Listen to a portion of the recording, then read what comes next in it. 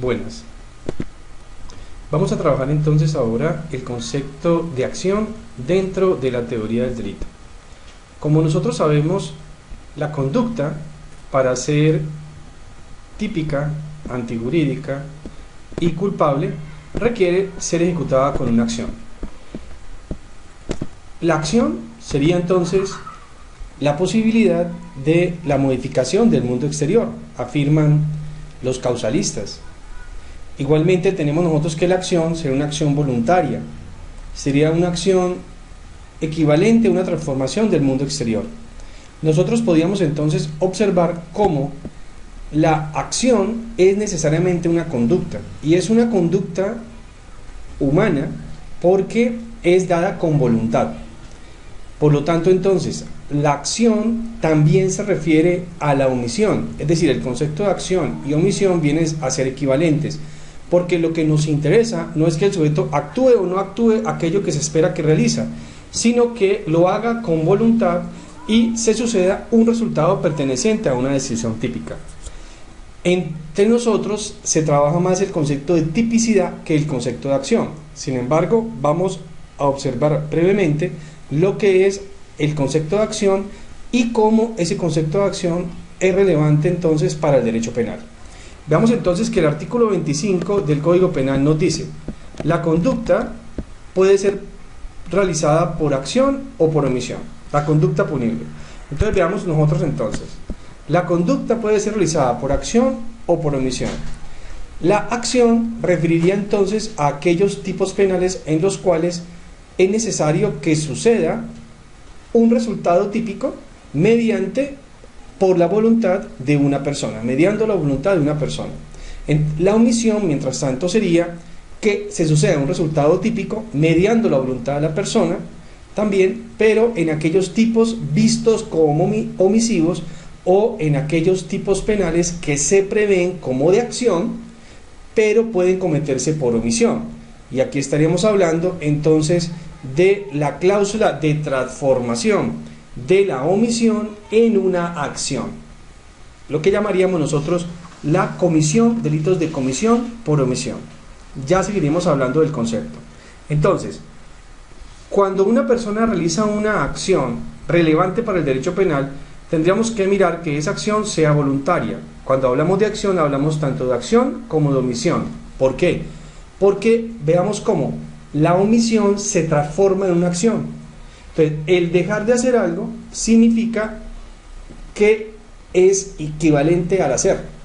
Si una persona deja de declarar, ¿cierto?, aquello que retiene como agente retenedor o declarándolo no lo paga, tendríamos entonces nosotros que allí equivale a apropiarse de un recurso público.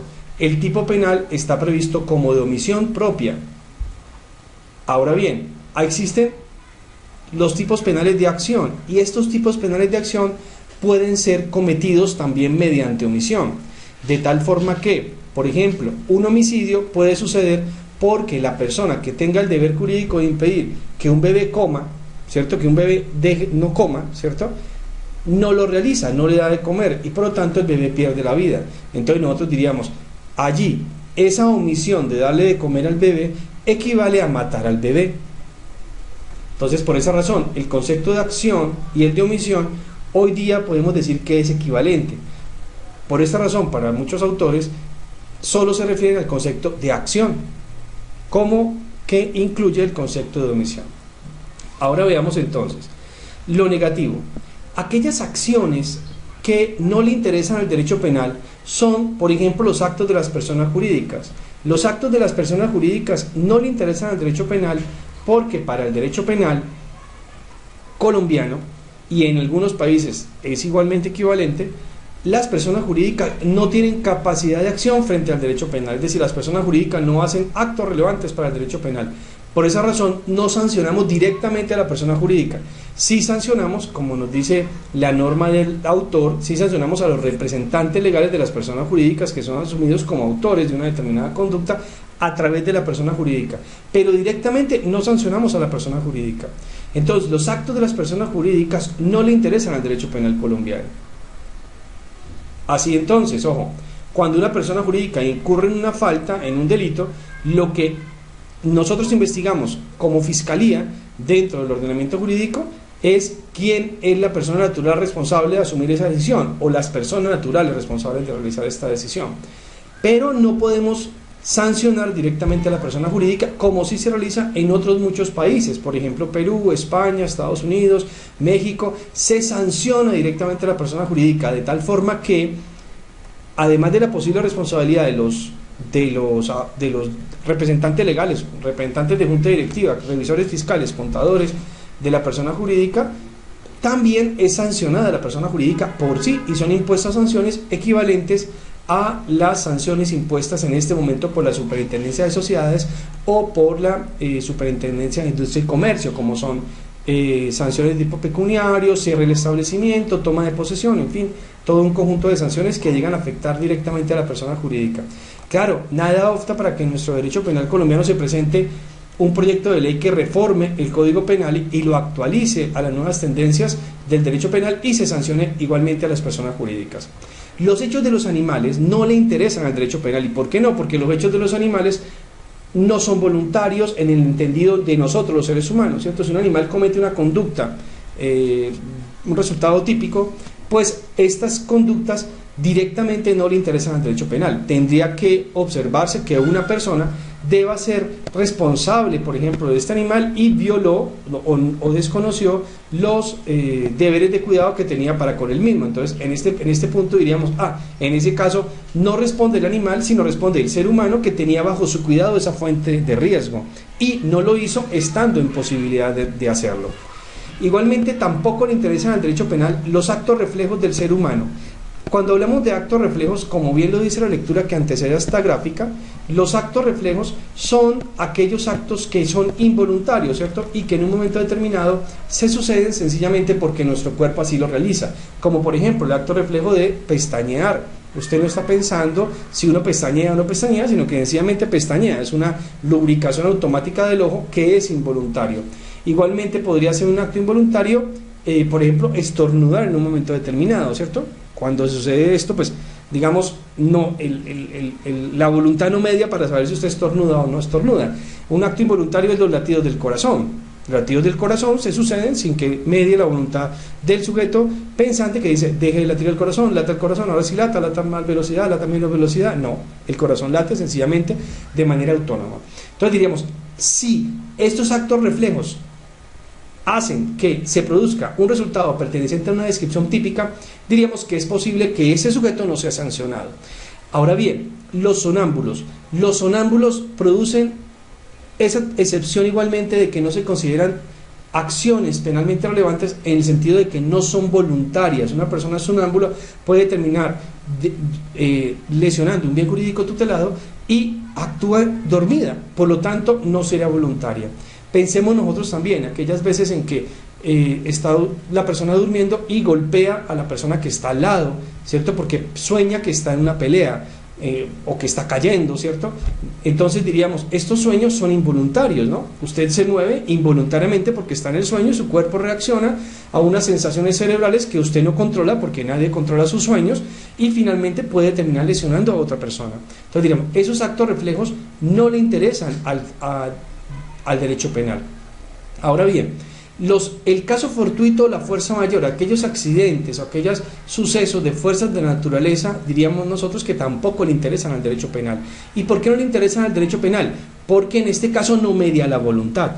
Supongamos un caso, un señor está recogiendo leche en una finca y sale la señora de la finca que ha ordeñado su vaca y tiene la leche en una cantina y se para a la vera del camino con su hija de 2 años.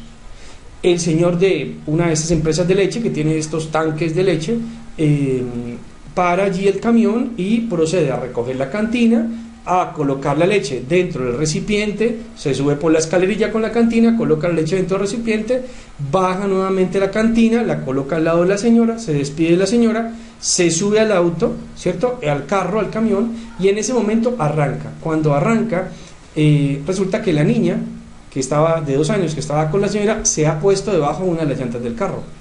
Y pues el suceso el resultado típico que se presenta es homicidio en un menor de edad. Claro, la pregunta es, ¿este sujeto es responsable? Y allí tendríamos nosotros que observar entonces si esta persona tiene bajo su cuidado a esa menor, o si él, dentro del riesgo que él ejerce en conducir un vehículo automotor, debe de observar que quién está debajo de las llantas del vehículo. Pues en este caso diríamos nosotros lo que se presentó fue un accidente, podríamos afirmar que fue un accidente. Por lo tanto, ojo, pues la que tenía una posición de resguardo de esa menor era la madre, pero al no hacerlo, pues se sucedió el accidente por parte del vehículo automotor. Entonces diríamos, mal haríamos en sancionar a la madre cuando ha perdido a su hija en un delito culposo, pero el señor que maneja el vehículo, pues diríamos, es posible que sea absuelto porque ese tipo de acciones no le interesan al derecho penal. ¿Y por qué no le interesa al derecho penal? Porque no es ni siquiera culposo, o sea, el señor no se representó el resultado, o debiéndoselo representar, diríamos, tampoco lo hizo. Cuando el señor lo que dice es, yo sencillamente me subí al camión, inicié la marcha, en ese momento la menor estaba abajo de las ruedas del auto, del camión. Entonces veamos cómo la conducta es un concepto muy interesante que debemos manejar nosotros. Ahora bien, para terminar, los delitos de omisión propia son aquellos delitos que se establecen en el Código Penal como omisivos directamente. Hablaríamos omisión del agente retenedor, omisión de apoyo, peculado por omisión, todos aquellos tipos dispuestos directamente como omisivos. Y los delitos de omisión impropia son aquellos delitos que, estipulados en el Código Penal, que se realizan por acción, pero que en dado momento pueden realizarse por omisión. Y estos delitos omisivos, al realizarse, ¿cierto?, se consideran que son delitos de acción por omisión. Es decir, se aplica allí la cláusula de transformación de la omisión en acción descrita en el artículo 25 del Código Penal. Leámoslo brevemente y volveremos sobre la misma cuando hablemos de imputación objetiva. Dice el artículo 25: quien tuviera el deber jurídico de impedir un resultado perteneciente a una descripción típica y no lo llevara a cabo, estando en posibilidad de hacerlo, quedará sujeto a la respectiva pena contemplada en la norma penal.